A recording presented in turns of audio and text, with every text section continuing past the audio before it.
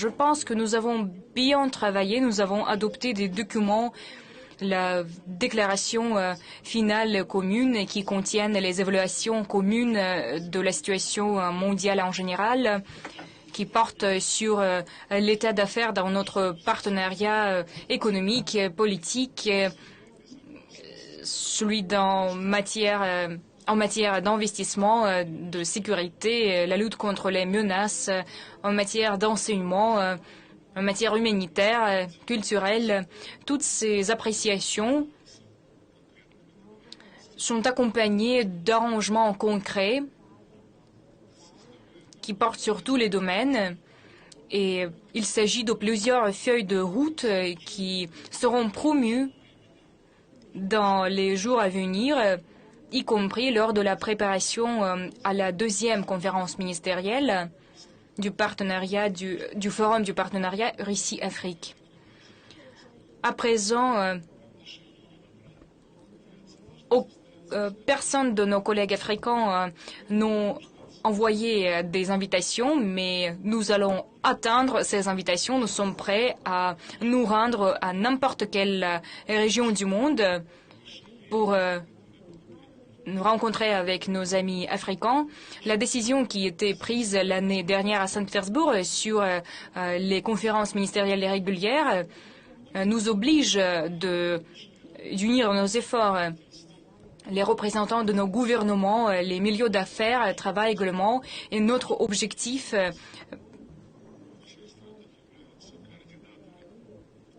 en tant que ministère des Affaires étrangères, des coordinateurs des affaires, des relations au niveau international, notre objectif est d'empêcher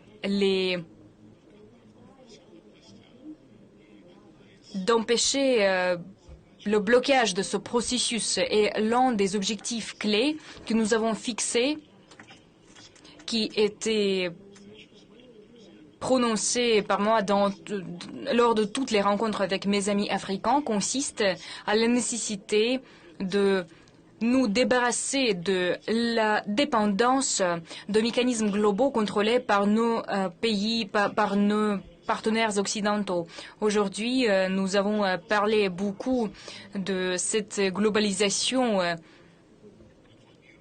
qui était promue depuis plusieurs décennies par l'Occident en tant que moyen unique de fonctionnement de l'économie mondiale. Cette même globalisation est détruite par l'Occident lui-même. L'économie est fragmentée à cause des sanctions unilatérales, à cause de l'utilisation à des fins malveillantes du dollar.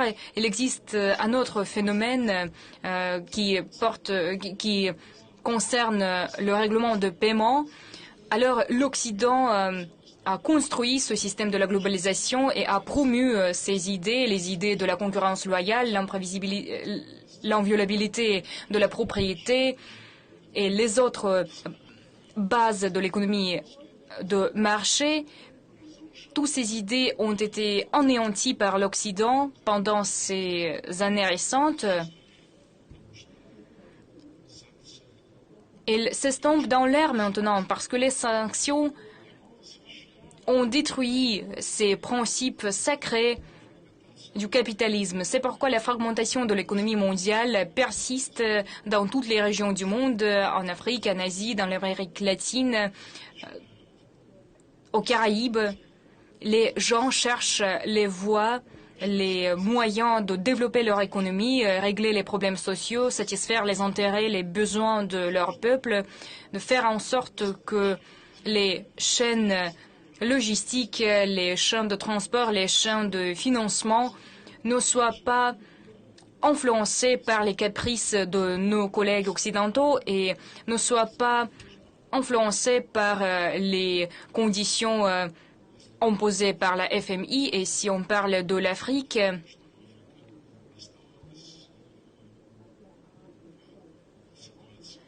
l'Afrique ne doit pas rester dans ces circonstances quand l'industrialisation reste un objectif très éloigné. L'Afrique produit les matières premières et la valeur ajoutée va à l'Occident. Elle reste dans les entreprises occidentales.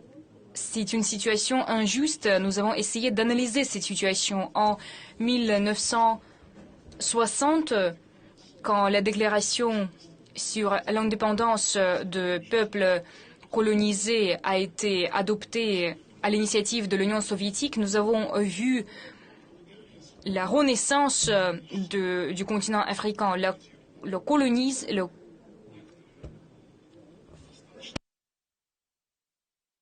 Le colonialisme a été liquidé, mais en fait, les vestiges du colonialisme persistent toujours malgré les résolutions de l'Assemblée générale qui portent sur la nécessité de décoloniser toutes les régions du monde. Mais les anciens colonisateurs préservent ces territoires, ne veulent pas les rendre aux peuples qui habitent sur ces territoires. Mais à présent, nous sommes témoins d'une vague de la lutte contre le néocolonialisme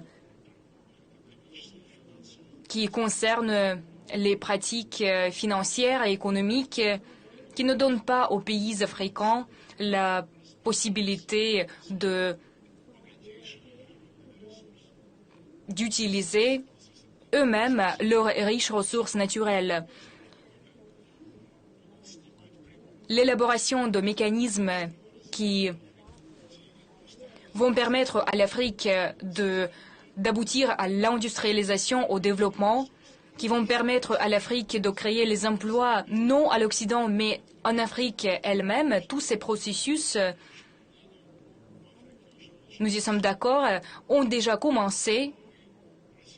Et la Fédération de Russie peut aider l'Afrique et nous allons faire tout notre possible. Depuis l'époque de l'Union soviétique, depuis l'époque de la décolonisation, nous avons créé les entreprises industrielles en Afrique. Nous avons créé les facilités qui favorisaient la résolution de problèmes sociaux, les problèmes en matière d'enseignement. Et je crois que vous avez suivi l'adresse de M. Poutine au Forum international de Valdai, où il a dit de façon très concrète, je cite, « Nous n'avons pas de dispute, de contradiction avec les pays africains. Le niveau de la confiance, la sympathie commune sont très élevés parce que les relations avec le continent africain n'étaient pas dans l'ombre. Nous n'avons jamais exploité les peuples africains. Et cette position reste pertinente aujourd'hui et elle devient même plus pertinente. L'Union soviétique, après son effondrement,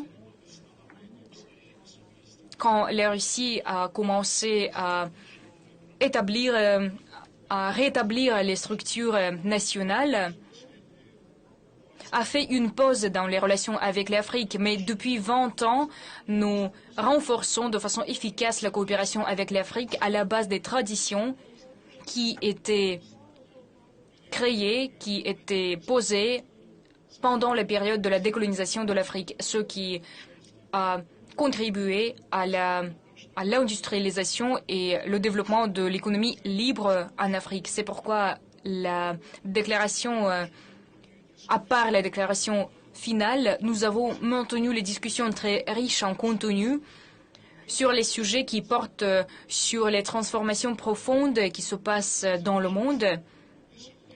Et sans aucun doute, tout cela va couronner de la construction, de la formation d'un nouvel ordre du monde. Et bien sûr, le continent africain va jouer un rôle considérable dans ce nouvel ordre du monde.